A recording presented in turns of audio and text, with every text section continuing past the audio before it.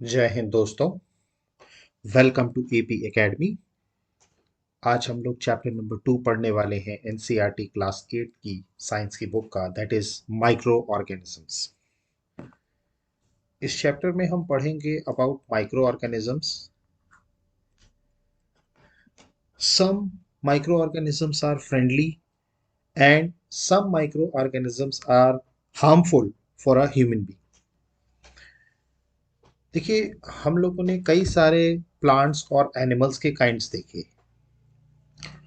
But उनके अलावा भी कुछ ऐसे लिविंग ऑर्गेनिजम्स होते हैं जिसको हम नॉर्मली देख नहीं पाते। मतलब with our naked eyes we cannot see that living organisms, और उन्हीं को माइक्रो ऑर्गेनिजम्स कहा जाता है, या हम इसको माइक्रोब्स भी कहते हैं। मतलब the living organisms which we cannot see from our naked eyes are called microorganisms. अगर आप प्लांट्स की बात करें या एनिमल्स की बात करें तो वो एज अ ह्यूमन बीइंग हमें नेकेड आइज से नजर आते हैं, बट कुछ कुछ ऐसे लिविंग ऑर्गेनिजम्स होते हैं जो इतने माइन्यूट या इतनी स्मॉल साइज होती है उनकी कि उनको हम अपनी आंखों से नहीं देख पाते, या तो हमें उन्हें देखने के लिए माइक्रोस्कोप का इस्तेमाल करना पड़ता है, या फिर कहीं कहीं पर हमें उनको देखने के लिए मैग्नीफाइंग ग्लास का इस्तेमाल करना पड़ता है। अब चूंकि इस तरीके के लिविंग ऑर्गेनिजम्स जिनको हमें माइक्रोस्कोप से देखना पड़ता है तब हमें वो नजर आते हैं, इसीलिए इनको माइक्रो ऑर्गेनिजम्स कहा जाता है। Because you need to you have to take the help of microscope. आपको माइक्रोस्कोप या मैग्नीफाइंग ग्लास देखना पड़ेगा कि वो ऑर्गेनिजम्स, इन ऑर्गेनिजम्स को देखने के लिए। आपने देखा होगा कि एक ब्रेड जो हमारे यहाँ होती है, जैसे अगर कहा जाए तो एक ब्रेड, अगर आप उसको मॉइस्ट सरफेस में बाहर रख दे देंगे ब्रेड को ऐसे, तो आप कुछ टाइम के बाद देखेंगे कि ब्रेड के ऊपर एक फंगस टाइप का एक जम जाता है। मतलब उसका कलर जो हो जाता है वो ब्राउनिश टाइप का हो जाता है, और वो एक्चुअली फंगस होता है। तो वो भी बेसिकली क्या है, एक तरीके का माइक्रो ऑर्गेनिजम्स। एक तरीके का क्या है, माइक्रो ऑर्गेनिजम्स। जब आप उस ब्रेड को मैग्नीफाइंग ग्लास से देखेंगे तो आपको उसमें गोल गोल स्ट्रक्चर्स कुछ नजर आएंगे, तो वो बेसिकली क्या है, फंगस है। ठीक। So they are also microorganisms. तो माइक्रो ऑर्गेनिजम्स मतलब ऐसे लिविंग ऑर्गेनिजम्स जो नेकेड आई से नजर नहीं आते, because of the size is very small, as well as we have to take the help of microscope to see that living organisms. That's why they are called as microorganisms. इसीलिए उनको micro organisms कहा जाता है। अब अगर हम बात करें तो माइक्रो ऑर्गेनिजम्स बेसिकली चार ग्रुप्स में क्लासिफाइड है। अगर हम बात करें तो वो चार ग्रुप्स में होता है। सबसे पहला अगर हम बात करें तो bacteria, fungi, protozoa and algae. तो ये जो चार ग्रुप्स होते हैं, इसी ये चार ग्रुप मिला करके क्या बनाते हैं, माइक्रो ऑर्गेनिजम्स। जिसमें पहला होता है बैक्टीरिया, दूसरा होता है फंगाई, तीसरा होता है प्रोटोजोआ और चौथा होता है एल्गी। क्लियर। यहाँ पर आप इसको देख सकते हैं, ये हमारा क्या है, ये बैक्टीरिया है, ये दोनों हमारे बैक्टीरिया हैं। क्लियर। उसके बाद ये अगर हम बात करें तो ये हमारा क्या है, एल्गी है। ठीक। इसके बाद अगर हम इसकी बात करें तो ये हमारा क्या है, प्रोटोजोआ। क्लियर। और अगर हम इसकी बात करें तो ये क्या है, हमारा फंगाई। ठीक है। और ये हमारा वायरस है, जो कि माइक्रो ऑर्गेनिज्म नहीं कहलाता, बट ये भी एक तरीके का ऑर्गेनिज्म है, बट माइक्रो ऑर्गेनिजम्स में उसको काउंट नहीं किया जाता। तो माइक्रो ऑर्गेनिजम्स में बेसिकली चार होते हैं। ये है हमारा बैक्टीरिया, उसके बाद ये है हमारा एल्गी, ये है हमारा प्रोटोजोआ, और ये जो है हमारा वो क्या है, फंगी। ये और ये हमारा है वायरस। इसके बारे में हम बात करेंगे, वायरस के बारे में, बट बेसिकली चार ग्रुप्स में माइक्रो ऑर्गेनिजम्स को क्लासिफाई किया गया है, bacteria, fungi, protozoa and algae. Now next अगर हम बात करें तो वायरस को भी, एक्चुअली में वायरस भी हमें नेकेड आइज से नजर नहीं आता, उसको भी देखने के लिए हमें माइक्रोस्कोप की जरूरत पड़ती है, बट वो डिफरेंट होता है from other micro organisms. Clear. तो वायरस की अगर हम बात करें तो वायरस भी एक को भी ऑल्सो माइक्रोस्कोपिक होता है, but they are different from other microorganisms. तो they however reproduce only inside the cell of the host organisms, which may be bacterium, plant or animal. Clear? देखिए वायरस बेसिकली होता क्या है कि ये इन जिस जो ऑर्गेनिजम्स की अगर हम बात करते हैं ना, तो उनके सेल्स के अंदर ही प्रोड्यूस होता है। अब वो चाहे प्लांट्स में हो या एनिमल्स में हो। अब जैसे अगर हम बात करते हैं जो हमें सर्दी खांसी होती है, जैसे जो फ्लू होता है, या जो हमारे गले में कफ होता है, या जो हमें सर्दी होती है, तो ये सब क्यों होती है? ये सब वायरस के कारण होती है। ये सब किसके कारण होती है? वायरस के कारण। जैसे अगर हम सीरियस डिजीज की बात करें, जैसे अगर हम पोलियो की बात करें या हम चिकन पॉक्स की बात करें, तो ये भी किस कारण से होती है? वायरस के कारण से। क्लियर? अगर हम बात करें मलेरिया की, या इसकी बात करें डायसेंट्री की, इस तरीके की डिजीजेस बेसिकली किसके कारण होती हैं? ये होती हैं प्रोटोजोआ के कारण। ये सब आपको पता होना चाहिए कि जो मलेरिया की डिजीज होती है वो किसके कारण होती है, तो वो होती है प्रोटोजोआ के कारण। वही अगर हम टाइफॉइड या टीबी की बात करें, जो टाइफॉइड होता है या टीबी होता है, ये बेसिकली बैक्टीरियल डिजीज होती है। ये क्या होती है? बैक्टीरिया के कारण। तो आई होप कि आपको माइक्रो ऑर्गेनिजम्स का इंट्रोडक्शन समझ में आया होगा। Various kinds of microorganisms are there: bacteria, fungi, protozoa, algae. Virus is also a microscopic, but it is different from microorganisms. Clear? तो वो डिफरेंट होता है, इसलिए हम उसको माइक्रो ऑर्गेनिजम्स में क्लासिफाई नहीं करते। अब अगर हम कोल्ड कफ या फ्लू की बात करें तो वो वायरस के कारण होता है, मलेरिया की बात करें तो वो प्रोटोजोआ के कारण, और अगर हम टाइफाइड या टीबी की बात करते हैं तो वो किसके कारण होता है? बैक्टीरियल डिजीजेस के कारण। क्लियर? अब यहाँ पर अगर हम बात करें नेक्स्ट, तो where do microorganisms live? ये माइक्रो ऑर्गेनिजम्स एक्चुअली में रहते कहाँ हैं? अगर हम बात करें तो माइक्रो ऑर्गेनिजम्स सिंगल सेल्ड भी होते हैं और मल्टी सेलुलर भी होते हैं। देखिए माइक्रो ऑर्गेनिजम्स दो तरीके के होते हैं, सिंगल सेल्ड भी होते हैं और मल्टी सेलुलर्स भी होते हैं। जैसे अगर हम बात करें बैक्टीरिया की, तो bacteria is a single celled micro organism. या कुछ एल्गीज और प्रोटोजोआस भी ऐसे होते हैं जो कि सिंगल सेल्ड माइक्रो ऑर्गेनिजम्स होते हैं। मल्टी सेलुलर ऑर्गेनिजम्स की बात करें तो उसमें एल्गीज हैं, बहुत सारे एल्गीज मल्टी सेलुलर होते हैं, और फंगाई, फंगाई जो होता है वो भी मल्टी सेलुलर होता है। ठीक है? अब ये जो माइक्रो ऑर्गेनिजम्स होते हैं ये किसी भी एनवायरनमेंट में रह सकते हैं। They live in all types of environment, चाहे वो आइस कोल्ड क्लाइमेट हो या हॉट स्प्रिंग हो या डेजर्ट हो, मतलब दे आर एवरीवेयर। क्लियर? तो माइक्रो ऑर्गेनिजम्स किसी भी एनवायरनमेंट में रह सकते हैं, चाहे वो एक्सट्रीम कोल्ड क्लाइमेट हो या हॉट क्लाइमेट हो या डेजर्ट हो। क्लियर? इसके अलावा अगर हम बात करें तो एनिमल्स के अंदर भी ये पाए जाते हैं माइक्रो ऑर्गेनिजम्स। हमारे एज अ ह्यूमन बीइंग अगर हम बात करें तो हमारे अंदर भी बहुत सारे माइक्रो ऑर्गेनिजम्स होते हैं। मैंने आपको बताया माइक्रो ऑर्गेनिजम्स, इस चैप्टर का टाइटल ही यही है कि कुछ माइक्रो ऑर्गेनिजम्स फ्रेंडली होते हैं और कुछ माइक्रो ऑर्गेनिजम्स हार्मफुल होते हैं। तो एज अ ह्यूमन बीइंग और किसी भी एनिमल की बॉडीज की बात करें तो उनके अंदर भी माइक्रो ऑर्गेनिजम्स पाए जाते हैं। क्लियर? क्लियर? अब कुछ माइक्रो ऑर्गेनिजम्स अदर ऑर्गेनिजम्स में भी ग्रो होते हैं, ठीक है, but while others exist freely. तो मैंने आपको बताया कि माइक्रो ऑर्गेनिज्म सभी एनवायरनमेंट्स में रह सकते हैं, और ये इंसान के और जानवर के अंदर भी पाए जाते हैं। क्लियर?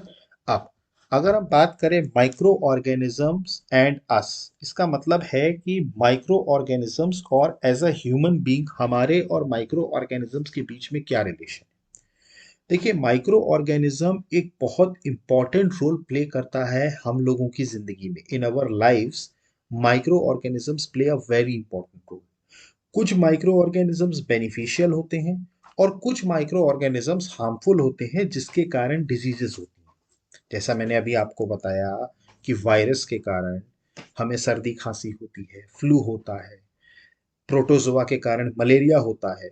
तो माइक्रो ऑर्गेनिजम्स जो हैं वो हम लोगों की लाइफ में बहुत इंपॉर्टेंट रोल प्ले करते हैं।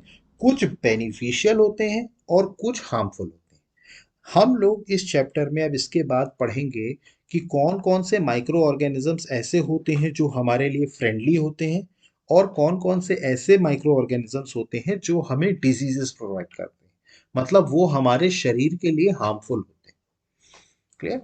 तो इसमें हम सबसे पहले पढ़ेंगे फ्रेंडली माइक्रो ऑर्गेनिजम्स के बारे में।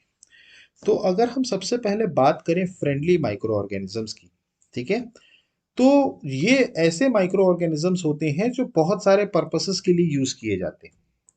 जैसे आपने अगर घर में देखा हो तो जो प्रिपरेशन होता है कर्ड का, या अगर हम बात करें बेकरी में तो ब्रेड का जो प्रिपरेशन होता है या केक का जो प्रिपरेशन होता है, उसके लिए भी माइक्रो ऑर्गेनिजम्स का यूज किया जाता है।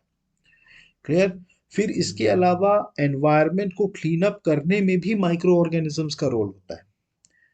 जैसे कि आपने देखा हो कि कभी भी आप कोई ऑर्गेनिक वेस्ट, वेजिटेबल या एनिमल्स या फिशेस के, ठीक है, वो ऑर्गेनिक वेस्ट को अगर आप ब्रोक डाउन करके, ठीक है, तो वो भी एक यूजेबल सब्सटेंस बैक्टीरिया के रूप में बनता है। मतलब कि आपको याद होगा कि जब हम ऑर्गेनिक वेस्ट का जब हम कंपोस्टिंग करते हैं, कंपोस्टिंग आपको मैंने बताया था, तो वो क्या हो जाता है, वो एक मैन्युअर में कन्वर्ट हो जाता है।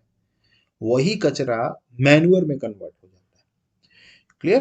तो अब अगर हम बात करें बैक्टीरिया की, क्लियर, तो आप लोगों को पता है कि बैक्टीरिया का यूज होता है इन दी प्रिपरेशन ऑफ मेडिसिन्स। मेडिसिन्स जो बनती हैं हमारी, उसमें भी माइक्रो ऑर्गेनिजम्स का यूज किया जाता है। क्लियर? एग्रीकल्चर की बात करें तो सॉइल की फर्टिलिटी को भी इंक्रीज किया जाता है बाय फिक्सिंग नाइट्रोजन। मैं आपको अभी बताऊंगा नाइट्रोजन साइकिल के बारे में। तो इस इन सारे कारणों से कुछ माइक्रो ऑर्गेनिजम्स हमारे लिए फ्रेंडली होते हैं। क्लियर? जैसे अगर हम सबसे पहले बात करें making of curd and bread की, क्लियर, तो ये making of curd and bread, अब हम बात करेंगे फ्रेंडली माइक्रो ऑर्गेनिजम्स की। ठीक है, अब आपने पढ़ा था चैप्टर नंबर क्लास सेवेंथ में कि मिल्क जो होता है वो दही में कन्वर्ट होता है बाय बैक्टीरिया। क्या किया जाता है? By bacteria. The milk is turned into curd by bacteria. अब अगर हम बात करें कर्ड की, तो कर्ड में बहुत सारे माइक्रो ऑर्गेनिजम्स होते हैं, जिसमें से अगर हम बात करें तो जो बैक्टीरियम नाम का माइक्रो ऑर्गेनिजम्स होता है, जिसको लैक्टोबैकिस कहते हैं, वो प्रमोट करता है to the formation of curd. देखिए, ये सारे चीजें दही की जो कर्ड होती है ना, उसके अंदर ही होते हैं ये माइक्रो ऑर्गेनिजम्स, जिसमें से फॉर्मेशन कर्ड का कैसे होता है? बैक्टीरियम नाम के लैक्टोबैकिलस। क्लियर? ये क्या करता है? मिल्क के साथ मल्टीप्लाई हो जाता है और कन्वर्ट कर देता है into curd. Bacteria are also involved in the making of cheese, pickles and many other food items। देखिए, बैक्टीरिया का ही इस्तेमाल किया जाता है, जो है इन्वॉल्व होता है, जैसे चीज़ जो बनाई जाती है या जो अचार बनाए जाते हैं या बहुत सारे फूड आइटम्स जो बनाए जाते हैं, उसमें बैक्टीरिया का इस्तेमाल किया जाता है। अब अगर हम सबसे इम्पोर्टेंट इंग्रेडिएंट की बात करें तो जो रवा होता है, सूजी, सूजी की इडली जो होती है या भटूरे जो होते हैं, वो उसमें इम्पोर्टेंट इंग्रेडिएंट कर्ड होता है। आपने कभी भी देखा हो, आप अपने घरों में जब भी कभी आपके मदर छोले भटूरे बनाती होंगी तो वो जो मैदे का आटा सानती हैं, तो वो बेसिकली उसमें दही डाला जाता है। दही क्यों डाला जाता है? क्योंकि उसके अंदर बैक्टीरिया होता है। वो क्या करता है, वो उस आटे को फुला देता है। आप कभी भी देखिएगा, जो मैदे का आटा होता है, जो भटूरे का आटा, वो फूल जाता है, उसको फुलाया जाता है। क्यों? क्योंकि ये जो बैक्टीरिया है वो उसके अंदर होता है। और ये जो प्रोसेस है जिसके ज़रिए जो इडली है या रवा इडली, या फिर अगर हम बात करें डोसा जो बनाया जाता है, आपने देखा हो खमीर उठाया जाता है, वैसे ही भटूरों का इस्तेमाल किया जाता है। तो इसके अंदर बैक्टीरिया क्या करता है? फर्मेंटेशन करता है। क्या होता है इसके अंदर? क्या होता है? बैक्टीरिया और यीस्ट जो होते हैं वो फर्मेंटेशन करते हैं। फर्मेंटेशन का मतलब होता है टिपिकल हिंदी भाषा में खमीर उठना। आप देखते होंगे कि जो चीज़ों का आपने बनाया होता है उसका खमीर उठाया जाता है, कुछ टाइम के बाद वो फूल जाता है। ठीक है, तो जो बबल्स होती हैं गैसेस की, वो क्या करती हैं? ड्रॉट में फिल हो जाती हैं आटे में और उसका वॉल्यूम बढ़ा देती हैं। ठीक है, जैसे कि अगर हम बात करें, यहाँ पर एक एग्जाम्पल लिया गया है।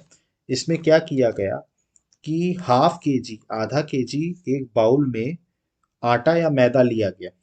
उसके बाद उसमें कुछ शुगर ऐड की गई और उसमें थोड़ा सा वार्म वाटर मिक्स किया गया। मतलब पहले इसमें आटा डाला गया, मैदा डाला गया, उसके बाद फिर इसमें शुगर डाला गया। शुगर डालने के बाद फिर इसमें क्या किया गया, कुछ मिक्स वो वार्म वाटर, मतलब जो गर्म पानी होता है, कुनकुना पानी, वो डाला गया। तो उससे, और उसके बाद फिर इसमें क्या डाला गया, इसमें यीस्ट पाउडर डाला गया, small amount of yeast powder. जैसे बेकिंग सोडा वगैरह होता है आपके, यूज़ किया जाता होगा बेकिंग सोडा वगैरह। ठीक है। और इसको क्या किया गया, इसको ड्रॉट के रूप में, इसको मतलब आटे के रूप में सान दिया गया, सॉफ्ट रूप में। कुछ टाइम के बाद आप करेंगे, देखेंगे कि जो आटा आता है ना, ये फूल जाता है। आप पूछ लीजिएगा अपनी मदर से, वो आपकी मदर इस तरीके से बनाती होंगी। तो ये जो एक्चुअली में ये जो यीस्ट है, ये क्या करता है, ये रिप्रोड्यूस हो जाता है rapidly and produces carbon dioxide during respiration. ठीक है। और ये जो बबल्स निकलते हैं गैसेस के, ये ड्रॉट के अंदर जाते हैं और उसका वॉल्यूम बढ़ा देते हैं। क्लियर। इसीलिए सबसे ज्यादा यूज यीस्ट का बेकिंग इंडस्ट्री में होता है, ब्रेड्स बनाने के लिए, पेस्ट्री बनाने के लिए, केक। आपने कभी देखा हो कि ब्रेड है, पेस्ट्री है, केक है, केक को स्पंजी क्यों होता है केक? आपने कभी नोटिस किया हो, जो केक होता है वो बहुत स्पंजी होता है, तो वो क्यों होता है? तो वो बेसिकली उसमें भी ईस्ट का यूज किया जाता है। तो बेसिकली इससे ये है कि जो माइक्रो ऑर्गेनिजम्स है, जैसे बैक्टीरिया की बात करें, तो वो बेसिकली यूज किया जाता है फूड आइटम्स में, उनको प्रिपेयर करने के लिए। अब इसके अलावा इसका कॉमर्शियल यूज भी है माइक्रो ऑर्गेनिजम्स का। तो कॉमर्शियल यूज की अगर हम बात करें, तो माइक्रो ऑर्गेनिजम्स का यूज सबसे ज्यादा होता है large scale production of alcohol, wine and vinegar.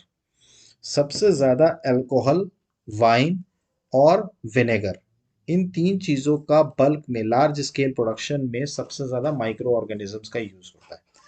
इसमें भी यीस्ट का इस्तेमाल किया जाता है for commercial production of alcohol and wine. इसके लिए क्या किया जाता है, यीस्ट को क्या किया जाता है, ग्रोन ऑन किया जाता है on natural sugars presents in grains like barley, wheat, rice, crushed fruit juices etcetera. अगर हम यहाँ पर बात करें, तो इसके लिए एक एक्सपेरिमेंट किया गया। यहाँ पर आप ये जो व्यक्ति देख रहे हैं, इनका नाम है लुइस पैस्चुअर। इनका नाम क्या है, लुइस पैस्चुअर। ये जो फर्मेंटेशन होता है, उसकी डिस्कवरी इन्होंने ही की थी इन द ईयर 1857। फर्मेंटेशन, अभी मैं आपको बताता हूँ फर्मेंटेशन क्या होता है। इसमें इन्होंने एक एक्सपेरिमेंट किया, जिसमें इन्होंने क्या किया कि एक 500 ml बीकर लिया। ठीक है, एक 500 ml का बीकर लिया, उसमें 3/4 पानी भर दिया, उसमें मतलब अराउंड 75% उसमें क्या भर दिया, पानी भर दिया। उसके अलावा उसमें फिर 2 से 3 चम्मच शुगर डाला। मतलब उसमें पानी डाला, उसके बाद फिर उसमें शुगर डाला। ठीक है। और उसमें हाफ, मतलब आधा चम्मच क्या डाला, ईस्ट पाउडर। ठीक है, वो जो शुगर सॉल्यूशन था उसमें आधा चम्मच क्या डाला, yeast powder in the sugar solution। ठीक है। अब keep it covered with in a warm place for 4 to 5 years, 4 to 5 hours, मतलब उसको 4 से 5 घंटा एक गर्म जगह पे रख दिया। ठीक है। और उसके बाद उन्होंने उसमें उसमें स्मेल किया, तो उससे वो जो स्मेल था शुगर का, वो जो स्मेल था शुगर का, वो ही फर्मेंटेशन है। मतलब फर्मेंटेशन एक्चुअली है क्या, कि ये जो अल्कोहल के अंदर ये जो शुगर की स्मेल होती है, उसको अल्कोहल में चेंज करने के लिए, मतलब ये जो शुगर का जो सॉल्यूशन है, उसको अल्कोहल में चेंज करने के लिए बाय यीस्ट, मतलब यीस्ट की मदद से बेसिकली किया क्या जाता है, उस सॉल्यूशन को क्या चेंज कर दिया जाता है इनटू अल्कोहल। ये जो कन्वर्जन होता है, ये जो प्रोसेस कन्वर्जन होता है, ये शुगर का इनटू अल्कोहल, इसी को फर्मेंटेशन कहते हैं। इसी प्रोसेस को क्या बोला जाता है, फर्मेंटेशन। तो ये जो स्मेल होती है अल्कोहल की एज शुगर, उसको कन्वर्ट किया गया इनटू अल्कोहल। क्लियर। तो this is the smell of alcohol as sugar has been converted into alcohol by yeast. This process of conversion of sugar into alcohol is called fermentation. Is called fermentation. So this is the commercial use of microorganisms. Next अगर हम बात करें तो कई सारे medicinal use भी होते हैं माइक्रो ऑर्गेनिजम्स के।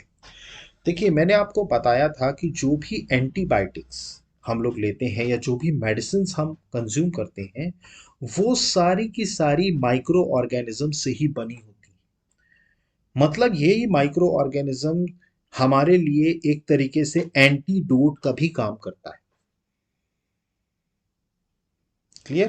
तो आपने कभी ये चीज नोटिस करी हो कि जब भी कभी आप बीमार होते हैं, ठीक, तो डॉक्टर्स आपको एंटीबायोटिक टैबलेट्स देते हैं या कैप्सूल्स देते हैं या इंजेक्शन देते हैं। ठीक है? तो ये जो सोर्स है इन मेडिसिन का ये भी माइक्रो ऑर्गेनिजम्स। ये मेडिसिन क्या करती हैं? ये मेडिसिन जो डिजीज आपको हुई है, ठीक है, उनको या तो उनके माइक्रो ऑर्गेनिजम्स को किल कर देती हैं या उनको ग्रोथ होने से स्टॉप कर देती हैं। देखिए आपको आपको डिजीज होती क्यों है? इसका एक बहुत बड़ा कारण है कि जो माइक्रो ऑर्गेनिज्म जिन जो वो डिजीज प्रोड्यूस करते हैं वो आपके अंदर किसी न किसी रूप में चले जाते हैं। जब वो ऑर्गेनिज्म आपके अंदर चला गया तो वो क्या करेगा? डिजीज प्रोवाइड करेगा। तो ये मेडिसिन क्या करती हैं? उन माइक्रो ऑर्गेनिजम्स को किल करती हैं या उनकी ग्रोथ को स्टॉप करती हैं ताकि आपका डिजीज जो है वो बढ़े ना। ठीक है? तो इसी मेडिसिन को एंटीबायोटिक्स कहा जाता है। इन्हीं मेडिसिन को क्या बोला जाता है? एंटीबायोटिक्स। जो आप लोग रेगुलर उसमें लेते हैं, आप कभी भी आपको फीवर हो जाता है ज़्यादा तो डॉक्टर्स आपको सजेस्ट करते हैं कि आप एंटीबायोटिक लीजिए। तो बेसिकली आपको फीवर हो क्यों रहा है? फीवर आपको इसलिए हुआ है क्योंकि माइक्रो ऑर्गेनिज्म, कुछ ऐसा माइक्रो ऑर्गेनिजम्स जो आपकी अंदर शरीर के अंदर घुस गया है और उसने वो डिजीज क्रिएट कर दी। ठीक है? तो उस माइक्रो ऑर्गेनिजम्स को मारने के लिए या उसकी ग्रोथ को कम करने के लिए डॉक्टर्स आपको एंटीबायोटिक्स रेकमेंड करते हैं। ठीक है? आज की डेट में अगर देखा जाए तो बहुत सारी एंटीबायोटिक्स प्रोड्यूस होती हैं फ्रॉम बैक्टीरिया एंड फंगाई। अगर हम बात करें तो बेसिकली जितनी भी एंटीबायोटिक्स इस्तेमाल की जाती हैं वो या तो बैक्टीरिया की बनी होती हैं या फंगाई की। फिर इसके बाद अगर हम करें तो स्ट्रेप्टोमाइसिन, टेट्रासाइक्लिन या erythromycin are some of the commonly known antibiotics which are made from fungi and bacteria. ये सब उन एंटीबायोटिक्स के नाम हैं जिसको ये जो ये बैक्टीरिया या फंगाई से बनाए गए हैं। ठीक है? फिर अगर हम इसके बाद बात करें तो the antibiotics are manufactured by growing specific micro organisms and are used to cure a variety of disease. देखो एंटीबायोटिक्स क्या होता है? मैन्युफैक्चर करने के लिए कुछ स्पेसिफिक माइक्रो ऑर्गेनिजम्स को ग्रो किया जाता है। कुछ स्पेसिफिक माइक्रो ऑर्गेनिजम्स को ग्रो किया जाता है। यहाँ पर आपको एक इमेज नजर आ रही है, ये है अलेक्जेंडर फ्लेमिंग। 1929 में अगर हम बात करें तो Alexander Fleming was working on a culture of disease causing bacteria. मतलब 1929 में जो अलेक्जेंडर फ्लेमिंग थे ये वर्किंग कर रहे थे उस डिजीज को समझने के लिए जो कि जिसके कारण बैक्टीरिया कॉजिंग बैक्टीरिया, मतलब बैक्टीरिया होता है जिसके कारण उन्होंने सडनली इस चीज को फाउंड आउट किया कि the spores of a little green mould is one of his culture plates. He observed that the presence of mould prevented the growth of bacteria. In fact, it also killed many of these bacteria. Clear? तो इस तरीके से उन्होंने antidote तैयार किया जो आपके जो डिजीजेस होती हैं उनको रिमूव किया जा सके अंदर से।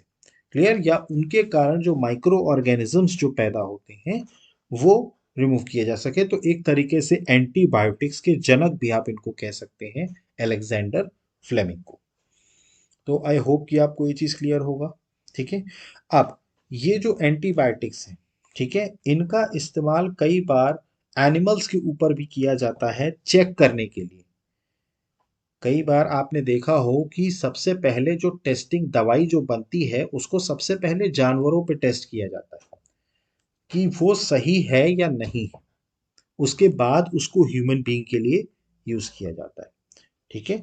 अब अगर हम यहाँ पर आपको समझ में आया कि what are the uses of micro organisms. Next अगर हम बात करें तो हम बात करेंगे वैक्सीन की। आजकल वैक्सीन बहुत ज़्यादा चर्चा में है। जब से कोविड 19 का वायरस जो आया है उसके कारण वैक्सीनेशन जो है वो ड्राइव बहुत ज़्यादा न्यूज़ में है। तो यहाँ पर हम समझेंगे कि एक्चुअल में ये वैक्सीन होती क्या है। देखिए, जब भी कभी कोई डिजीज आपको, ठीक है, कोई भी ऐसा माइक्रो ऑर्गेनिज्म जिसके अंदर वो डिजीज है, वो जब भी कभी आपकी बॉडी में एंटर करता है तो आपकी बॉडी एक antibody produce antibody to fight the invader. मतलब देखिए, आपकी बॉडी के अंदर जो एक कहा जाता है कि एक क्षमता होती है उन माइक्रो ऑर्गेनिज्म से लड़ने के लिए जो आपको बीमार कर सकते हैं। जैसे कि अभी जो कोविड 19 के टाइम पे आपको वैक्सीनेशन क्यों किए दिया जा रहा है? Why you are getting vaccinated? क्योंकि वैक्सीन दे करके आपकी बॉडी के अंदर वो क्षमता जनरेट की जा रही है कि अगर कोई ऐसा माइक्रो ऑर्गेनिज्म आपके अंदर घुसता है कोविड 19 नाम का, तो उससे आपका शरीर फाइट कर सके। मतलब वो आपको एक तरीके से एंटीडोट दिया जाता है जिससे जब भी कभी कोई भी माइक्रो ऑर्गेनिज्म जिसके जो कि डिजीज कैरी कर रहा है, वो कभी भी अगर आपकी बॉडी के अंदर जाए, तो अगर आपकी बॉडी हेल्दी है और आपके पास अगर आपने वो इन्फेक्शन वैक्सीनेशन लिया है, तो आपकी बॉडी उस चीज से फाइट कर सके और उस बैक्टीरिया को मार सके। ठीक है। तो ये एक तरीके से एंटीबॉडी होता है, एंटीबॉडी होता है। तो ये जो एंटीबॉडी होता है ये बॉडी के अंदर ही होता है और हम लोगों को बॉडी के अंदर ही ये जो डिजीज होती हैं माइक्रोब्स, उनसे प्रोटेक्ट करता है हमारी बॉडी को। क्लियर? आपने देखा होगा कि कई सारे वर्ल्ड वाइड कैंपेन्स चलाए गए हैं वैक्सीनेशन के ऊपर। जैसे अगर मैं बात करूं, चलिए अभी तो कोविड 19 रिसेंटली चल रहा है जिसके ऊपर वैक्सीनेशन हो रहा है, बट पहले भी कई सारी बीमारियां हुई हैं। जैसे अपने इंडिया में एक बहुत बड़ा, ये तो हमारा सबसे बड़ा वैक्सीनेशन प्रोग्राम हुआ है, बट इससे पहले भी हमारा एक बहुत बड़ा वैक्सीनेशन प्रोग्राम चला था पोलियो के ऊपर। जो बच्चों को पोलियो की ड्रॉप्स पिलाई जा रही थी, जिसे हमारे पल्स पोलियो प्रोग्राम नाम दिया गया था, वो भी एक तरीके का वैक्सीनेशन था पोलियो से लड़ने के लिए, पोलियो नाम की बीमारी से लड़ने के लिए। जैसे आज हमारे यहाँ वैक्सीनेशन हो रहा है कोविड 19 की बीमारी से लड़ने के लिए। तो बेसिकली वैक्सीन क्या करता है? वैक्सीन आपकी बॉडी के अंदर एक एंटीडोट बना देता है जिससे जैसे भी वो माइक्रो ऑर्गेनिज्म आपकी बॉडी में एंटर करेगा, वो उसको या तो किल कर देगा या उसको ग्रोथ करने से रोक देगा ताकि आपको उसका इफेक्ट ना पड़े। Clear? So it is an antidote. Clear? और इसके अलावा पोलियो के अलावा भी अगर आपने देखा हो तो चिकन पॉक्स के लिए या स्मॉल पॉक्स अगर हम बात करें, क्लोरा बात करें, ट्यूबरकुलोसिस की बात करें, ये सारी चीज़ें प्रिवेंटेड हो गई हैं बाय वैक्सीनेशन। इसीलिए आप देखिए इनके मरीज धीरे धीरे धीरे धीरे वर्ल्ड वाइड अगर हम बात करें तो कम होते जा रहे हैं। क्यों? The all the countries have provided the vaccination. Vaccine देने के कारण जो लोगों को इन सब चीज़ों से बच पा रहे हैं। क्लियर? तो आपको वैक्सीन समझ में आया? तो वैक्सीन एक एंटीबॉडी क्रिएट करता है जो कि अंदर अगर कोई माइक्रो ऑर्गेनिजम्स आ भी गया तो उससे लड़ सके। क्लियर? ये चीज़ आपको क्लियर हो रही है? नेक्स्ट अगर हम बात करें तो इंक्रीजिंग सॉइल फर्टिलिटी। देखिए, आप जानते हैं कि कुछ बैक्टीरिया ऐसे होते हैं जो कि नाइट्रोजन को फिक्स करते हैं फ्रॉम द एटमॉस्फेयर, मतलब to enrich soil with nitrogen and increase its fertility. These microbes are commonly called biological nitrogen fixer। देखिए, हमारे जो सॉइल होता है उसमें कुछ ऐसे बैक्टीरिया होते हैं जो कि नाइट्रोजन को फिक्स कर देते हैं फ्रॉम द एटमॉस्फेयर। मतलब बेसिकली वो माइक्रो ऑर्गेनिजम्स क्या करते हैं, एटमॉस्फेयर से नाइट्रोजन को लेते हैं। देखिए, हमारे यहाँ जो सॉइल के अंदर जो प्लांट्स होते हैं, अगर हम बात करें प्लांट्स की बात करें, तो प्लांट्स कभी भी नाइट्रोजन डायरेक्टली एटमॉस्फेयर से नहीं ले पाते। क्या होता है, ये जो माइक्रो ऑर्गेनिजम्स होते हैं, जो बैक्टीरिया होता है, ये क्या करता है, एटमॉस्फेयर से नाइट्रोजन लेता है और उससे जो न्यूट्रिएंट बनता है या उससे जो नाइट्रोजन होता है, वो बैक्टीरिया जो होता है वो प्लांट की रूट्स में जा करके इस तरीके से नाइट्रोजन प्लांट्स के अंदर पहुंचता है। और इससे क्या होता है, सॉइल की फर्टिलिटी इंक्रीज हो जाती है।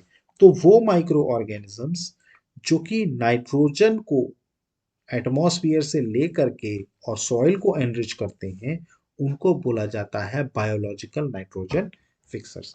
ये आप जो डायग्राम देख रहे हैं, ये वही बैक्टीरिया हैं जो कि नाइट्रोजन को फिक्स करते हैं from the atmosphere to enrich the soil. Next अगर हम बात करें तो what is the cleaning the environment. अगर हम बात करें तो आपने बहुत सी चीजें में देखा होगा कि बहुत सारे जो डेड ऑर्गेनिक मैटर्स होते हैं, क्लियर, वो या डेड प्लांट्स कह लीजिए या एनिमल्स कह लीजिए, ग्राउंड पे अगर आपने देखा हो तो कुछ टाइम के बाद वो डिसअपियर हो जाते हैं। उसका रीजन क्या है, क्योंकि जो माइक्रो ऑर्गेनिजम्स है ना जमीन के अंदर, उन्होंने क्या कर दिया है, उस डेड ऑर्गेनिक वेस्ट को, चाहे प्लांट हो या एनिमल हो, उनको कन्वर्ट कर दिया है into simple substance. These substances are again used by other plants and animals। Clear. आपने मैन्योर के बारे में पढ़ा था, मैंने आपको पिछली क्लास में भी बताया था मैन्योर के बारे में, नेचुरल फर्टिलाइजर। उसमें क्या होता है, उसमें जो डेड एनिमल्स या प्लांट्स जो जमीन के अंदर होते हैं, वो क्या करते हैं, उसको क्या किया जाता है, वो एक मैन्योर बन जाता है कुछ टाइम के बाद। क्योंकि अंदर जो माइक्रो ऑर्गेनिजम्स होते हैं वो उस डेड प्लांट्स और एनिमल्स पे अटैक करके और उसको क्या करते हैं, उसको पूरा डिसअपियर कर देते हैं। मतलब वो पूरा जो उसका जो प्लांट्स एनिमल्स होते हैं और उसके अंदर जो माइक्रो ऑर्गेनिजम्स होते हैं, वो उन मरे हुए प्लांट्स को या एनिमल्स को कंज्यूम कर लेते हैं और फिर उसके बाद उसको डिकम्पोज करते हैं। तो वो क्या बन जाता है, एक मैन्योर बन जाता है। जैसे आपने कंपोस्टिंग पढ़ा था, मैंने आपको कंपोस्टिंग के बारे में पढ़ाया था कि भाई कचरा वचरा आप जमीन के अंदर अगर आप दफन कर देते हैं तो कुछ टाइम के बाद आप देखेंगे कि वहां पर मैन्योर, मतलब वो एक तरीके से आपके लिए एक फर्टिलाइजर बन जाता है। वो क्या बन जाता है, एक फर्टिलाइजर बन जाता है। इसको समझने के लिए यहाँ पर एक एग्जाम्पल के तौर पर अगर हम बात करें तो आपने कई बार मूवीज में या अगर हम कोई हॉरर शो देखते हैं तो उसमें आपने देखा होगा कि जब जब भी कभी किसी भी व्यक्ति को जमीन के अंदर दफन किया जाता है, तो आप कुछ टाइम के बाद देखेंगे तो आपको वहां पर सिर्फ स्केलेटन नजर आता है। तो वो मांस कहाँ गया, अगर हम बात करें तो वो मांस कहाँ चला गया। भाई अगर किसी डेड एनिमल को या ह्यूमन बीइंग को आपने जमीन के अंदर जब दफन किया था तो उस टाइम पर उसका पूरा मांस था, लेकिन जब आप कुछ टाइम के बाद देखते हैं तो वहां पे उसको आपको सिर्फ स्केलेटन दिखता है वहां पर। तो वो मांस कहाँ चला गया, तो वो मांस किन्होंने डिकम्पोज कर दिया, माइक्रो ऑर्गेनिजम्स ने जो सॉइल के अंदर थे। तो इसी तरीके से डेड ऑर्गेनिक वेस्ट, चाहे प्लांट्स के हों या एनिमल्स के, उनको कन्वर्ट किया जाता है जिससे कि हमारा एनवायरनमेंट भी क्लीन होता है। क्योंकि भाई एक वेस्ट को डिकम्पोज करके एक मैन्योर में या एक रूप के फर्टिलाइजर में चेंज किया जा रहा है, तो ये क्या होता है, तो उस तरीके से देखा जाए तो ये एक तरीके से एनवायरनमेंट को क्या करता है, क्लीन करता है। क्लियर। तो ये सारा तो कहानी थी हमारे जो माइक्रो ऑर्गेनिजम्स हमारे लिए फ्रेंडली। अब कई ऐसे ऑर्गेनिजम्स भी हैं जो हमारे लिए हार्मफुल हैं। अब हम उनकी बात करते हैं कि माइक्रो ऑर्गेनिजम्स किस तरीके से हार्मफुल होते हैं। देखिए, कुछ ऐसे माइक्रो ऑर्गेनिजम्स होते हैं जिनके कारण हमारे शरीर के अंदर डिजीजेस प्रोड्यूस होती हैं। जैसे एग्जाम्पल के तौर पर अगर हम बात करें, अभी मैंने आपको बताया था कि जो टीबी होता है, अगर हम बात करें ट्यूबरकुलोसिस टीबी होता है, वो बैक्टीरिया के कारण होता है। तो कुछ ऐसे बैक्टीरिया होते हैं जिसके जो अगर शरीर के अंदर चले जाएं तो आपकी ये जो टीबी वाली डिजीज है जिसको हम ट्यूबरकुलोसिस कहते हैं, इसको प्रोड्यूस कर सकते हैं। क्लियर? ऐसे ही मैंने आपको बताया था कि जो हमें कफ होता है या जो कोल्ड या फ्लू होता है वायरस के कारण होता है। क्लियर? फिर उसके अलावा हमने कई और ऐसे एग्जाम्पल्स देखे थे जिससे कुछ माइक्रो ऑर्गेनिजम्स के कारण कुछ और होता है। मलेरिया जो होता है वो प्रोटोजोआ के कारण होता है। तो माइक्रो ऑर्गेनिजम्स जो होते हैं, कुछ ऐसे माइक्रो ऑर्गेनिजम्स होते हैं जो कि हमारे शरीर के अंदर डिजीज प्रोड्यूस करते हैं। चाहे प्लांट्स की बात, ह्यूमन बींग्स की बात करें, प्लांट्स की बात करें या एनिमल्स की बात करें, तो ऐसे माइक्रो ऑर्गेनिजम्स जो डिजीज कॉज करते हैं, मतलब जो अगर अंदर चले जाएं तो वो डिजीज प्रोड्यूस कर देते हैं, ऐसे ऑर्गेनिजम्स को बोला जाता है पैथोजेंस। ऐसे ऑर्गेनिजम्स को क्या बोला जाता है? पैथोजेंस। ये आप याद रखिएगा, इसको बोला जाता है पैथोजेंस। ऐसे माइक्रो ऑर्गेनिजम्स को, मतलब वो माइक्रो ऑर्गेनिजम्स जो हार्मफुल है, जो क्या कर रहे हैं, अंदर डिजीज प्रोड्यूस कर रहे हैं। क्लियर? तो उनको बोला जाता है पैथोजेंस। कुछ माइक्रो ऑर्गेनिजम्स खाने को भी खराब करते हैं।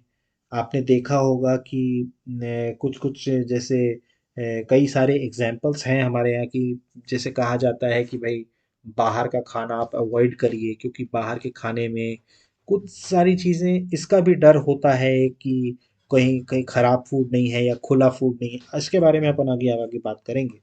बट कुछ ऑर्गेनिजम्स होते हैं जो डिजीज प्रोड्यूस करते हैं, कुछ ऑर्गेनिजम्स खाना खराब कर देते हैं, क्लोथिंग एंड लेदर्स। तो इसके बारे में हम आगे पढ़ेंगे। तो ये सारे कुछ हमारे जो हैं बैक्टीरिया हैं या कुछ ऐसे हमारे माइक्रो ऑर्गेनिजम्स हैं जिन जिन माइक्रो ऑर्गेनिजम्स के कारण डिजीजेस प्रोड्यूस होती हैं। जैसे यहाँ पर देखिए, ट्यूबरकुलोसिस के लिए माइको माइकोबैक्टीरियम नाम का ये जो माइक्रो ऑर्गेनिज्म है, इसके कारण, इसके जाने के कारण टीबी होता है। और भी कई सारे यहाँ पर आपको दिखाई दे रहे होंगे, कई सारे जो हैं माइक्रो ऑर्गेनिजम्स हैं। अब अगर हम बात करें सबसे पहले तो ह्यूमंस की बात करते हैं सबसे पहले। तो माइक्रो ऑर्गेनिजम्स के कारण ह्यूमंस में किस तरीके से माइक्रो ऑर्गेनिजम्स एंटर करते हैं। तो अगर हम बात करें तो ये जो पैथोजेंस होते हैं, मैंने आपको बताया था पैथोजेंस वैसे माइक्रो ऑर्गेनिजम्स होते हैं जो डिजीजेस प्रोड्यूस करते हैं। तो ये हमारी बॉडी में एंटर करते हैं थ्रू एयर, जो हम हाँ सांस लेते हैं उसके कारण। फिर इसके अलावा जो पानी हम पीते हैं और हम जो खाना खाते हैं। तो तीन तरीके से ये माइक्रो ऑर्गेनिजम्स अंदर जाते हैं हमारी बॉडी के। क्लियर? अब इसको कई बार क्या होता है, इसमें कई बार जो इन्फेक्टेड पर्सन होता है उसके भी डायरेक्ट कांटेक्ट में आने के कारण भी ट्रांसमिट होता है। जैसे अभी जो हमारा जो ये जो कोरोना वायरस जो चल रहा है, कोरोना वायरस अगर देखें तो इसका सबसे हार्मफुल इफेक्ट क्या है कि ये एक व्यक्ति से दूसरे व्यक्ति तक पहुंच रहा है। मतलब ये डायरेक्ट कांटेक्ट में आने के कारण ये ट्रांसमिट हो रहा है। क्लियर? तो सिर्फ और सिर्फ हमें एयर या पानी या खाने से ही नहीं होता, कई बार हम इन्फेक्टेड पर्सन के कांटेक्ट में आ जाते हैं। जैसे सर्दी जुकाम, अगर किसी को सर्दी है तो अगर आप उसके कांटेक्ट में आएंगे तो आपको भी सर्दी हो जाती है। कारण क्या है कि जो इन्फेक्टेड पर्सन है, ठीक है, या कुछ एनिमल्स जो होते हैं उनके अंदर भी कुछ बीमारियां होती हैं। जैसे अगर आप बात करें तो ये जो कोरोना का जो वायरस आया है, ये बेसिकली एनिमल से ही आया है ह्यूमन बीइंग के अंदर, और ह्यूमन बीइंग से फिर human being to human being transmit होता गया। तो ये जो ट्रांसमिशन होता है, ठीक है, ये जो मतलब जैसे किसी एक व्यक्ति को अगर कोई डिसीज है तो उसके इन्फेक्शन के कारण दूसरे व्यक्ति को भी ये डिसीज हो जाए, इस तरीके की डिजीजेस को बोला जाता है कम्युनिकेबल डिजीज। इस तरीके की डिजीज को क्या बोला जाता है? Communicable disease. जिसे हम हिंदी में, टिपिकल हिंदी में छुआछूत की बीमारी बोलते हैं। छुआछूत की बीमारी मतलब कि अगर किसी एक व्यक्ति कोई इन्फेक्टेड है, तो अगर वो कोई दूसरा व्यक्ति उसके कांटेक्ट में आ जाता है तो वो भी इफेक्टेड हो जाता है। क्लियर? क्लोरा है, या हम सर्दी खांसी की बात करें, या चिकन पॉक्स है, या टीबी है, तो ये सारे एग्जाम्पल्स हैं इन सारी डिसीजेस की। तो आपको समझ में आया कि ये जो डिजीज है, ये हमारे, ये जो माइक्रो ऑर्गेनिजम्स हैं, ये हमारी बॉडी में सिर्फ हवा, पानी और खाने से एंटर नहीं होते। ये अगर हम कोई इन्फेक्टेड पर्सन्स के भी कांटेक्ट में आ जाते हैं तो उससे भी होते। क्लियर? ठीक। तो अब जैसा कि मैंने आपको बताया कि जो सर्दी होती है वो बेसिकली किस कारण से होती है? वायरस के कारण से। तो इसलिए कभी भी आप जब सर्दी में छींकते हैं तो जो लिक्विड बाहर निकलता है, जो मॉइस्ट ड्रॉपलेट का बाहर निकलता है, उसमें बहुत सारे वायरस होते हैं और वो एयर में स्प्रेड होते हैं। इसीलिए कई बार लोग कहते हैं कि भाई अगर छींकना भी है तो मुंह में हाथ डाल करके छींको। ये मैनर्स होते हैं, क्योंकि अगर आप ओपनली अगर आप छींक खा रहे हो तो वो क्या हो रहा है, वायरस पूरे उसमें स्प्रेड कर जाता है। क्लियर? तो इससे क्या होता है, ये वायरस जो स्प्रेड किया है ये कोई हेल्दी पर्सन के उसमें भी एंटर कर जाता है और उसके कारण उसको भी क्या हो जाता है, इन्फेक्शन हो जाता है। जैसे अभी कोविड के टाइम पे, कोविड 19 के टाइम पे, why it why everyone says that the mask is compulsory. Mask क्यों जरूरी है? क्योंकि मास्क क्या करेगा, उस वायरस को फैलने से रोकता है। अगर किसी कोई इन्फेक्टेड पर्सन है भी, तो थ्रू एयर उसके कांटेक्ट में अगर कोई आता है इन्फेक्टेड पर्सन्स के, तो बेसिकली मास्क का इस्तेमाल इसीलिए किया जाता है। क्लियर? अब कुछ ऐसे इंसेक्ट्स या कुछ ऐसे एनिमल्स भी होते हैं जो अपने साथ डिजीजेस को कैरी करते हैं, जिसमें सबसे अच्छा एग्जाम्पल होता है हमारे जो मच्छर होते हैं। अगर हम बात करें मॉस्किटो की, तो मॉस्किटो के कारण कई सारी डिसीजेस होती हैं। जैसे अगर हम बात करें मलेरिया, या अगर हम बात करें डेंगू, वो क्यों होता है? वो उन मच्छरों से आता है, या हम उन मॉस्किटोज की बात करें तो उन मॉस्किटोज से आता है जो इससे इन्फेक्टेड है, या ये डिसीज अपने साथ लेके चल रही है। तो वो क्या करते हैं, जैसे ही वो मच्छर जो होता है वो आपके ऊपर बैठता है या आपको काटता है, तो ब्लड के थ्रू वो वायरस जो है या जो वो डिजीज है वो आपकी बॉडी में भी पहुंच जाता है। इसी कारण से जो डेंगू होता है या जो मलेरिया होता है वो बेसिकली मच्छर काटने के कारण होता है। अब इसमें अगर हम बात करें तो सबसे इम्पोर्टेंट जो मॉस्किटो होता है, वो हमारी जो मॉस्किटो है वो एक फीमेल मॉस्किटो है। अगर हम बात करें तो उस मॉस्किटो का जो नाम है वो है एनॉप हेलिस। एनॉप हेलिस। एनॉप हेलिस नाम की मॉस्किटो होती है, फीमेल मॉस्किटो, जो अपने साथ डेंगू वायरस को कैरी करती है। ठीक है? तो ये जो, इसीलिए कई बार कहा जाता है कि भाई अगर आप, क्योंकि जो हमारे जो मॉस्किटोज होते हैं, अगर हम मॉस्किटो की बात करें, तो बेसिकली वो पानी में पैदा होते हैं। इसीलिए कहीं पर भी अगर पानी स्टोर होता है तो ये प्रेफरेंस दिया जाता है या कहा जाता है कि भाई कहीं पर भी पानी को ऐसे नहीं रहने दें, मतलब पानी को जमा ना होने दें, मतलब पानी को क्लीन करें। जैसे अगर आप बात करें तो कूलर्स, अगर हम बात करें घरों में जो कूलर्स इस्तेमाल होते हैं, तो उसमें पानी जो होता है कूलर का वो ऐसे ही नहीं रखना चाहिए, क्योंकि वो मच्छर पैदा करता है, मच्छर वहां पनपते हैं, और वही मच्छर क्या होते हैं, वही मच्छर मलेरिया या डेंगू का फैलाते हैं। फिर ऐसी कई मक्खियां होती हैं। जैसे अगर आपने कभी नोटिस किया हो, आप अगर बाहर मार्केट में कुछ खाने जाइए, तो आजकल बहुत कम लोग ऐसे होते हैं, या आपको कोई ये सजेशन नहीं देता कि किसी ऐसी जगह से मत खाइए जहां पर सामान खुले में रखा। क्योंकि होता क्या है कि जो मक्खियां होती हैं, जिसे कहते हैं ना कि खाने के ऊपर मक्खी भिनभिना रही है, तो वो मक्खी क्या करती है, वो मक्खी किसी ऐसी जगह से हो करके आती है, गार्बेज से बात करें या कचरे से, तो वहां से वो क्या करती है, वो डिजीज को वहां से ले करके आती है, और वो क्या करती है, फूड को कंटेमिनेट कर देती है। इसीलिए कहा जाता है या ये प्रेफरेंस दिया जाता है सभी को कि भाई बाहर का खाना, ऐसी जगह का खाना मत खाइए जहां पर सामान खुले में रखा हो, क्योंकि खुले में उसमें मक्खियाँ भिनभिनाती हैं और वही मक्खियाँ कचरे में जाती हैं, वही मक्खियाँ तो वो बेसिकली आपके फूड को क्या करती हैं, कंटैमिनेट करती हैं। ठीक है, तो इसीलिए एडवाइस किया जाता है हमेशा कि ऑलवेज कीप फूड कवर्ड। इसीलिए आप कभी भी घरों में भी अगर आप देखें तो खाना जो रखा जाता है वो ढक के रखा जाता है। कारण उसका यही है कि ये जो मक्खियां हैं वो उसके ऊपर बैठ करके उसको कंटैमिनेट ना कर दें। इसीलिए आप मार्केट में भी जाते हैं तो आपको जितना भी खाने का सामान मिलता है तो अब सारे लोग ये प्रिकॉशन रखते हैं, दुकानदार भी, कि उसको क्लोज रखा जाए, उसको ओपन में ना रखा जाए। क्लियर हो रहा है आपको ये? तो आपको समझ में आया किस तरीके से जो हमारे अब यहाँ पर कुछ और भी डिजीजेस हैं, ये आप पढ़ लीजिएगा, जिसके किस किस माइक्रो ऑर्गेनिजम्स के कारण कौन कौन सी डिजीजेस होती हैं और क्या क्या प्रिवेंटिव मेजर्स हमें लेने पड़ते हैं। तो ये चीज़ आप पढ़ लीजिएगा, इसको एक चीज़ आपको क्लियर हो जाएगी।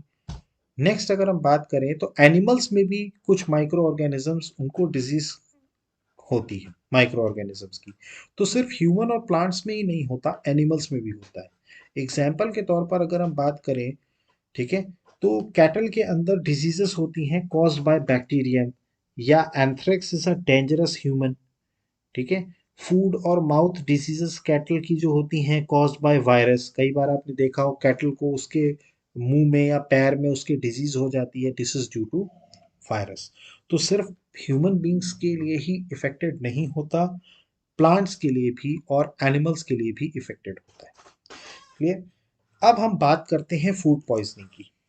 देखिए, मैंने अभी आपको बताया था कि जो मक्खियाँ होती हैं वो आपके फूड को कंटैमिनेट करती हैं, और जो आपको फूड पॉइजन होता है वो इसी कारण से होता है जब आप उस कंटैमिनेटेड फूड को खा लेते हैं, तो उसी के कारण फूड पॉइजनिंग होती है। तो फूड पॉइजनिंग बेसिकली होती क्यों है?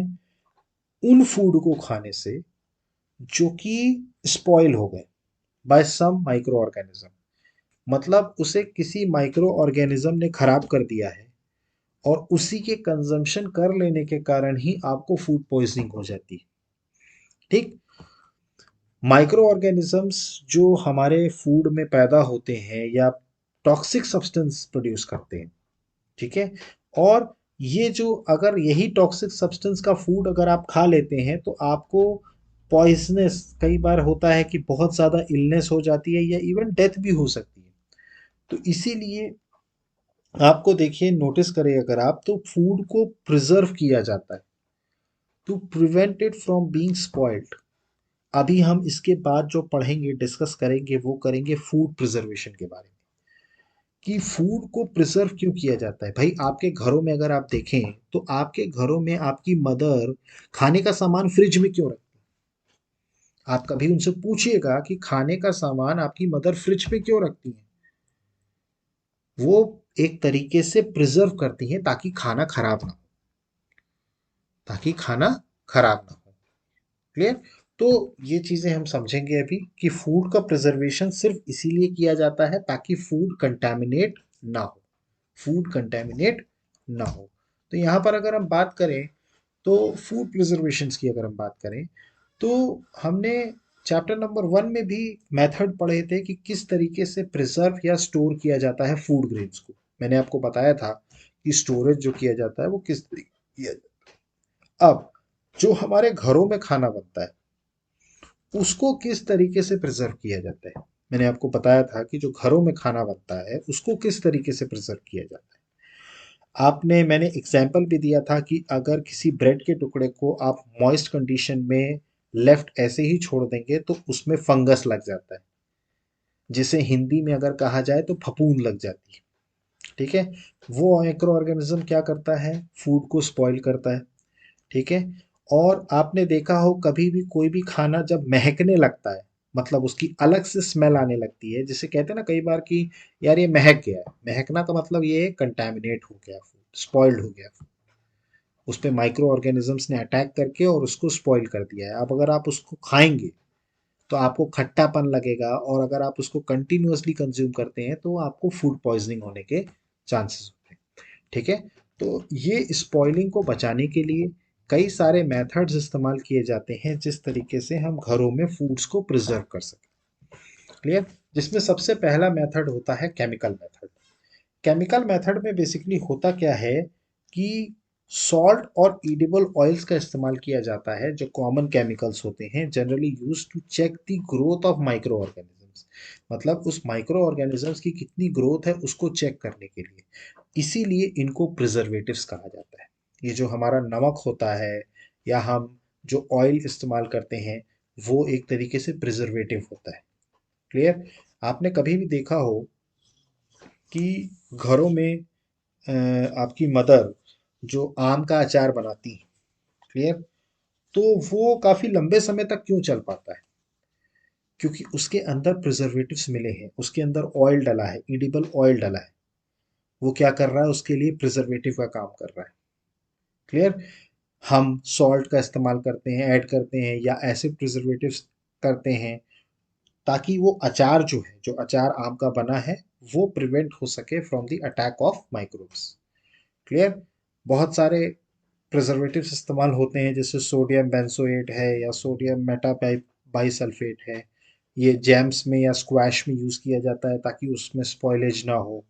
आपने देखा हो घरों में जो जैम यूज़ किए जाते हैं या जो स्क्वैशेस यूज़ किए जाते हैं, तो उसमें भी तो ये बेसिकली क्या होते हैं, प्रिजर्वेटिव्स होते हैं। क्लियर। नाउ नेक्स्ट अगर हम बात करें तो नेक्स्ट जो मेथड होता है वो होता है प्रिजर्वेशन बाय कॉमन सॉल्ट। देखिए, हमारे यहाँ आपने देखा हो कि नमक जो होता है वो, अगर आप उसको आसपास, अगर आप नमक किसी भी व्यक्ति के या किसी भी फिश के या उसके, अगर आप नमक उसके आसपास मिला देते हैं तो वो माइक्रो ऑर्गेनिजम्स को पास में आने ही नहीं देता। ठीक है। मतलब कि अगर आप देखें तो सॉल्टिंग यूज़ की जाती है आंवला को, या जो कच्चे आम होते हैं उनको प्रिजर्व करने के लिए। बट बेसिकली इनको रखा जाता है, कॉमन सॉल्ट को यूज़ किया जाता है to preserve meat and fish for ages. Meat को या फिश को लंबे समय के लिए अगर प्रिजर्व करके रखना है तो उसको नमक डाल करके रखा जाता है। क्लियर। तो ये होता है प्रिजर्वेशन फ्रॉम कॉमन सॉल्ट।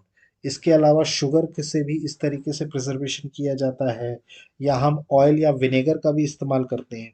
तो ये सारी चीज़ें होती हैं। अगर हम उसके बाद बात करें तो हीट एंड कोल्ड ट्रीटमेंट, अगर हम बात करें तो हीट एंड कोल्ड ट्रीटमेंट। आपने कभी भी देखा हो कि आपके घर में जो मदर हैं आपकी, वो मिल्क को हमेशा, जब भी कभी आप कहीं से भी मिल्क ला लेके आके आते हैं तो वो सबसे पहले उसको बॉईल करती हैं। मतलब उसको स्टोर करने से पहले उसको बॉईल करती हैं। तो बॉइलिंग बेसिकली करता क्या है, बॉइलिंग क्या करता है, माइक्रो ऑर्गेनिजम्स को किल कर देता है। अगर मिल्क के अंदर कोई माइक्रो ऑर्गेनिजम्स प्रेजेंट भी होता है, क्लियर, तो उस माइक्रो ऑर्गेनिजम्स को क्या करता है, बॉइलिंग के कारण वो किल कर देता है।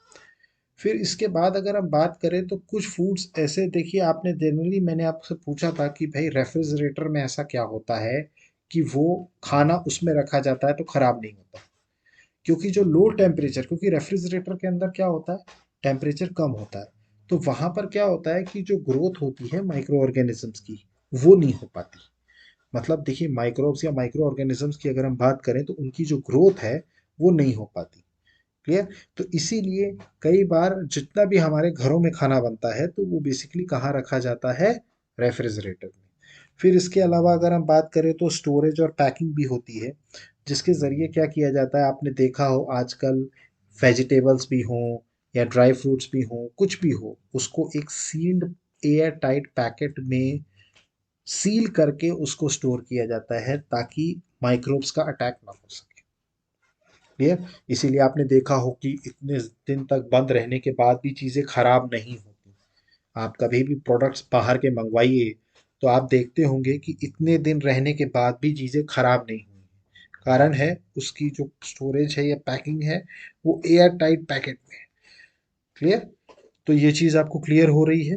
तो ये था हमारा फूड प्रिजर्वेशन इस तरीके से। अब जो हमारा लास्ट टॉपिक बचता है वो है हमारा नाइट्रोजन साइकिल।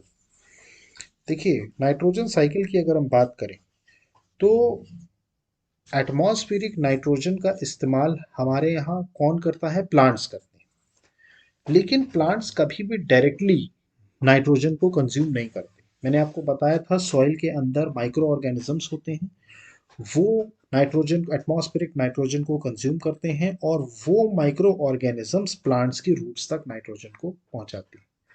अब अगर हम बात करें इन टर्म्स ऑफ परसेंटेज, तो हमारे एटमॉस्फेयर में अप्रॉक्सीमेटली 78% नाइट्रोजन गैस है। हमारा जो एटमॉस्फेयर है उसमें अप्रॉक्सीमेटली 78% जो है वो कौन सी गैस है? नाइट्रोजन गैस है। तो नाइट्रोजन भी एक तरीके का, नाइट्रोजन गैस भी जो है वो एक बहुत ही इंपॉर्टेंट कॉन्स्टिट्यूएंट है सभी लिविंग ऑर्गेनिजम्स के लिए। उसमें प्रोटीन होता है, क्लोरोफिल होता है, न्यूक्लिक एसिड होता है, विटामिन होता है। क्लियर? अब ये जो एटमॉस्फेरिक नाइट्रोजन है, मैंने आपको बताया था कि ये जो है वो डायरेक्टली प्लांट्स और एनिमल्स जो होते हैं वो डायरेक्टली नहीं ले पाते। ठीक है? कुछ बैक्टीरिया या ब्लू ग्रीन एल्गे होते हैं प्रेजेंट इन दी सॉइल। मैंने आपको बताया था कुछ माइक्रो ऑर्गेनिज्म सॉइल के अंदर प्रेजेंट होते हैं जो कि नाइट्रोजन को एटमॉस्फेयर से लेते हैं और उसको कन्वर्ट कर देते हैं इनटू कंपाउंड ऑफ नाइट्रोजन। एक नाइट्रोजन का ही कंपाउंड बना देते हैं। ठीक है? अब ये नाइट्रोजन जब कन्वर्ट हो गया, ठीक है, तब फिर वो यूजेबल कंपाउंड हो जाता है और उसके बाद फिर उसको प्लांट यूटिलाइज करते हैं from the soil through their root system. मैंने आपको बताया था कि जो जड़ होती है पेड़ की, जो जड़ होती है, वहां से क्या किया जाता है, ये जो नाइट्रोजन है उसको जब यूजेबल कंपाउंड्स में कन्वर्ट कर दिया गया तो वहां से उसको यूटिलाइज करने के लिए फिर यूज किया जाता है। फिर उसके बाद नाइट्रोजन, उसके बाद क्या यूज होता है नाइट्रोजन का प्लांट्स में? प्लांट के जो प्रोटीन्स हैं या अदर कंपाउंड्स हैं उनके सिंथेसाइसिस के लिए। Nitrogen is then used for the synthesis of plant proteins and other compounds. ठीक है? अब उसके बाद अगर हम बात करें तो जो एनिमल्स होते हैं वो क्या करते हैं? प्लांट्स को फीड कर, प्लांट्स की फीडिंग करते हैं। मतलब फीडिंग होती है प्लांट्स की एनिमल्स के द्वारा। तो वहां से प्लांट से वो प्रोटीन्स कहाँ तक पहुंचता है? एनिमल्स तक पहुंचता है। ठीक? फिर जब कभी प्लांट और एनिमल्स या डाई होते हैं, मतलब जब मरते हैं, तो ये जो बैक्टीरिया और फंगाई जो सॉइल के अंदर प्रेजेंट होते हैं ना, ये कन्वर्ट कर देते हैं the nitrogenous waste into nitrogenous compound to be used by plant again. मतलब कि ये क्या करते हैं, जो प्लांट्स या एनिमल्स मरते हैं, तो ये बैक्टीरिया और फंगाई जो हैं, ये क्या करते हैं, उन्हीं के अंदर के वेस्ट से नाइट्रोजनस वेस्ट निकालते हैं और उसको नाइट्रोजनस कंपाउंड में चेंज कर देते हैं और वो प्लांट अगेन उसका यूज कर लेता है। फिर इसके अलावा कुछ और भी बैक्टीरियाज होते हैं वो जो कि कुछ पार्ट को कन्वर्ट करते हैं नाइट्रोजन गैस में, which goes back into the atmosphere as a result. तो बेसिकली होता क्या है कि नाइट्रोजन का परसेंटेज मोर और लेस कांस्टेंट होता है एटमॉस्फेयर में। कारण क्या है कि जो नाइट्रोजन प्लांट को ग्रो करने के लिए अंदर लिया गया एनिमल्स के द्वारा या प्लांट्स के मरने के बाद, उन्हीं नाइट्रोजन गैस को फिर से उसी उसमें कन्वर्ट करके और वापस बैक टू द एटमॉस्फेयर भेज देना। तो इसीलिए ये साइकिल कहलाता है। यहाँ पर इसका डायग्राम बना हुआ है साइकिल का, तो ये आप देख लीजिएगा। तो इसीलिए ये साइकिल कहलाता है क्योंकि जो चीज़ जहाँ से शुरू हुई वहीं पर आकर के ख़त्म हो जाए तो वो क्या होता है? एक साइकिल होता है। तो यहाँ पर आकर के हमारा चैप्टर नंबर 2 कंप्लीट होता है, माइक्रो ऑर्गेनिजम्स। और इसके अलावा इसमें आपको कोई डाउट है तो प्लीज़ कमेंट बॉक्स में मेंशन कीजिए हमारे। अदरवाइज हमारे चैनल को लाइक कीजिए, सब्सक्राइब कीजिए और मैक्सिमम से मैक्सिमम शेयर कीजिए। So guys, thank you, have a good day, जय हिंद, नमस्कार।